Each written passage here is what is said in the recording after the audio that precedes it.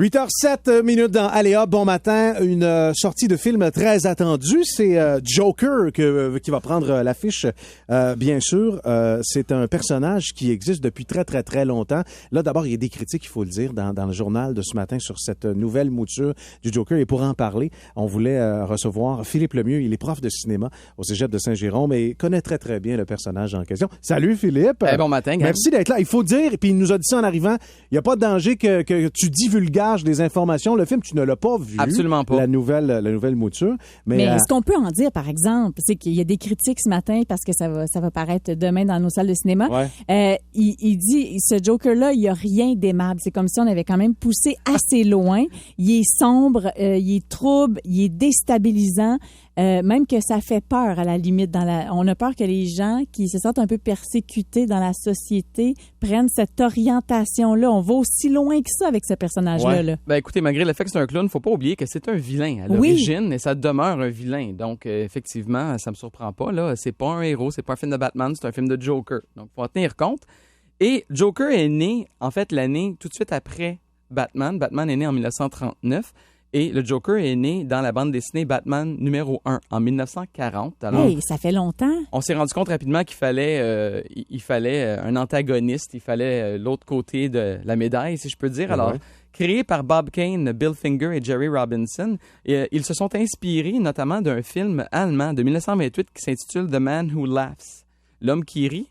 Et qui met en vedette c'est un roman de Victor Hugo, en fait, qui a été adapté au cinéma, oui. Et l'acteur principal, Conrad Veidt, joue un personnage qui a été défiguré par un couteau, donc il a un sourire qui est en permanence gravé élargi, sur son visage. Et de là est venue l'idée du Joker pour la bande dessinée pour Batman. Ah, c'est fort. Oui. Je savais pas ça. Puis tu nous as apporté, il y a une photo, là, puis il est vraiment pas beau. Effectivement, il fait peur. Tu sais, ce sourire-là élargi, là, à chaque fois, ça nous donne un frisson, peu importe qui l'a incarné. C'est très fort comme symbole. Là, oui, quand on regarde les dessins d'origine, là, les premières fois que le Joker apparaît dans la bande dessinée, le lien est clair entre ce film-là, cet acteur-là, et le Joker. Et est-ce qu'on sait, puis là, je veux pas te piéger, mais est-ce qu'on sait pourquoi il avait les cheveux verts? C'est comme, c'est vraiment pas une couleur naturelle. Le vert est souvent associé au surnaturel, à quelque chose qui est pas les gens ont pas les cheveux verts en temps. C'est pour l'écologie, Karine. Il est comme pas, il est pas dans la masse. Il est pas normal. Je sais pas quelque chose de déstabilisant. Ça, mais oui, c'est ça. Effectivement. Et il a été interprété à travers les âges par de nombreux acteurs très talentueux, parce que c'est pas facile de jouer le Joker, on va se le dire. Et la première fois qu'il a été interprété, en fait, c'est dans la série télé des années 60, dont on se souvient tous, avec les Pif Bang Pow à l'écran, de 1966 à 68. Et ils ont fait un film en 66, tellement la série était populaire. Alors, il l'a joué autant au cinéma qu'à la télé. Cet acteur-là se nomme Cesar Romero. Et ce qui est particulier avec M. Romero, c'est que sa marque de commerce en tant qu'acteur latino, c'était sa moustache, qui était un peu sa marque de virilité. Et il refusait de raser sa moustache au moment de jouer le Joker. Et quand on regarde Cesar Romero correctement, surtout sur les télé HD d'aujourd'hui, là, on voit très bien que sa moustache, elle est maquillée. Non. Et le Joker a une moustache blanche qui se mêle à son visage. Mais quand même, ce fut une performance remarquable et qui a perduré pendant des décennies, évidemment, avec les reprises de l'émission. Et ça va prendre jusqu'en 1989 avant qu'on ait une autre interprétation intéressante du Joker. Et c'est Tim Burton qui fait Batman en 89. Le film, il annonce le casting et on s'en souvient pas, mais au moment d'annoncer Michael Keaton, tout le monde s'est dit « Ah, il va être un excellent Joker ». Ah oui, mais c'était pour Batman. Ben c'est ça, faut pas oublier qu'il avait joué Beetlejuice précédemment. Il était maquillé de manière semblable au Joker, jouait de façon clownesque, mais en fait, là, Warner Brothers a corrigé le tir. Non, Michael Keaton, c'est pas le Joker, c'est Batman. Et là, il y a eu une tollée de protestation jusqu'à ce qu'on annonce qu'en fait, c'est Jack Nicholson qui allait jouer le Joker. Oh. Et quand on pense à Vol au-dessus d'un nid de coucou ou de Shining, on se dit « Ah oui, OK, il est un peu... » Il est assez tordu pour ça. Il est dans cette énergie-là. Oui, ça va aller très bien. Et ce qui est intéressant avec Nicholson, c'est qu'il a négocié un salaire en deçà de son salaire habituel. Ah oui, pour pouvoir le faire. Oui, là. Il était payé au-delà de 10 millions normalement par film. Et là, il a accepté 6 millions, mais avec un pourcentage des revenus. Il a dû être dans les premiers à négocier ça. C'est assez rare, oui. Et ça a fait en sorte qu'au total, il a fait quelque chose comme 60 millions de dollars avec le film au départ. et continue encore aujourd'hui à recevoir des redevances par rapport à ce film-là. C'est très, très fort. Très bonne négociation. Sortie du film Joker demain, nouvelle mouture. Puis on est avec Philippe Lemieux, professeur de cinéma au Cégep Saint-Jérôme. On a parlé entre autres de Cesar Romero, de Jack Nicholson. Plusieurs artistes ont interprété le Joker et la liste continue de s'allonger. Et oui, là, le prochain, ça va en surprendre plus d'un. Je vais nommer Mark Hamill. Mark Hamill qui est célèbre pour avoir joué quel personnage, Stéphane? Mark Hamill, il a fait quoi? Il a fait Luke Skywalker, mon cher. Oui, t'as raison. J'avais même pas fait le lien. Dans Star Wars. Et en fait, il a interprété le Joker à maintes reprises dans des bandes, des dessins animés. Ouais. OK? La série Batman The Animated Series à partir de 1992. Et il l'a fait dans des jeux vidéo, il l'a fait même dans des jouets où on enregistre la voix du personnage. Ah oui, hein? Alors, il l'a fait fréquemment et il a, à mon avis, le meilleur rire de tous les temps pour le Joker que voici.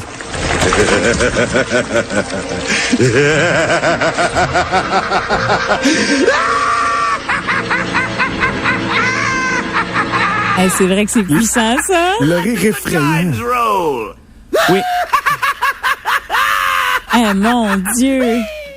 Ça donne des frissons. Plusieurs autres acteurs l'ont interprété dans l'animation, mais les fans, entre nous, on s'entend que c'est Mark Hamill qui est la voix du Joker. Là. Okay. Il y a jamais personne qui va le battre, qui va être meilleur que lui. On là. comprend, oui. Oui, en termes de voix. Et c'est dans cette série-là, d'ailleurs, The Animated Series, qu'on va créer le personnage de Harley Quinn, qui au départ devait être seulement là pour un épisode, puis finalement est devenue tellement populaire qu'elle est devenue comme un peu la blonde du Joker. Okay. Elle est même dans Suicide Squad et il y a un autre film qui s'en vient avec elle. Mais revenons au Joker, le prochain acteur, lui, a frappé l'imaginaire de bien des gens, c'est Heath Ledger. Ouais. Donc évidemment dans The Dark Knight en 2008. Et c'est intéressant parce que là, il a mérité un Oscar posthume, Heath Ledger, pour ce rôle-là. Donc le Joker lui a mérité un Oscar. C'était pas donc. Lui a mis la barre très haute. Oui. Et là, je pense Joaquin Phoenix a de bonnes chances de remporter au moins une nomination. On sait qu'il a déjà gagné un prix au Toronto International Film Festival récemment pour son interprétation du Joker. Et la question se pose, c'est-tu déjà arrivé que deux acteurs différents pour un même rôle? Oui, ça mérite une nomination aux Oscars. Et oui, c'est arrivé, notamment dans Le Parrain. Vito Corleone est joué par Marlon Brando dans le premier film et est joué par Robert De Niro dans le deuxième film, mais plus jeune. Ouais. Et les deux ont remporté la statuette. C'est fort. Remporté la nomination. Fait mais que, il pourrait se retrouver si on lit les critiques, là, écoute, ça a l'air être la prestation du siècle. Effectivement, ça augure bien. Et récemment, en 2016, c'est Jared Leto qui l'a interprété dans Suicide Squad. Alors, Jared Leto, c'est le chanteur du groupe 30 Seconds to Mars. Était déjà aussi oscarisé pour le film Dallas Buyers Club réalisé par Jean-Marc Vallée. Mm-hmm. Et lui, c'est particulier parce que vraiment, il a interprété le rôle du Joker à temps plein tout le temps sur le plateau de tournage. Will Smith qui a travaillé avec lui pendant des mois. Lui, il décrochait pas, le maintenant. Non, il décrochait pas du tout. Will Smith, qui joue dans le film, a carrément dit en entrevue, je n'ai jamais rencontré Jared Leto. J'ai travaillé avec lui pendant des mois, mais il nous a jamais parlé en Jared. Il nous parlait qu'en Joker. Et il a même envoyé des cadeaux aux autres membres de la distribution dans le contexte de son personnage. Donc, il a envoyé à Margot Robbie, qui interprétait sa blonde, Harley Quinn, un rat vivant. Ah! En cadeau. Vraiment, il est allé très loin dans l'interprétation de son rôle. Est-ce qu'on sait s'il a décroché depuis ou il est toujours en Joker? Ça, c'est une excellente question. Non, mais c'est un rôle qui est prenant, qui est difficile. C'est inquiétant. Et là, c'est Joaquin Phoenix qui l'interprète et on va pouvoir voir ça dès demain. On a hâte, vraiment. Ouais, c'est un personnage fascinant, mais tu sais, avis à ceux qui ont le cœur sensible, celui-là va être très, très intense. Pas pour les jeunes enfants. Non. Pas du tout pour les jeunes à voir entre adultes consentants. Mais attends, Philippe Lemieux, très instructif. Merci. Ça fait plaisir. Beaucoup de ton passage ce matin.